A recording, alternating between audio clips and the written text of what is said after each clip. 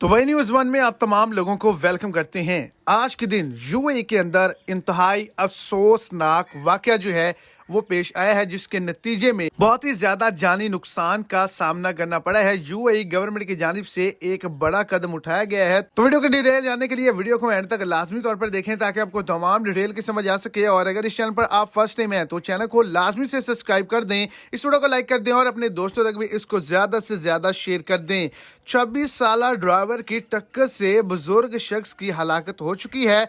Police ने 3 घंटे में मुजरिम को गिरफ्तार कर लिया है। ये वाकया रैसुल खैमा में पेश आया है। एक 26 साल शख्स ने मोटरसाइकिल को 72 साल शख्स पर चढ़ा दिया, जिसके नतीजे में जो शख्स था, बुजुर्ग आदमी था, वो वफात पा गया। जो दूसरा शख्स था वो बजाय वकूआ से फरार हो गया, लेकिन 3 ही घंटे बाद उसको वहां से गिरफ्तार कर लिया गया और उस शख्स को यूएई के अंदर 50,000 दिरहम का जुर्माना किया गया और 25 साल कैद का हुक्म सुनाया गया है।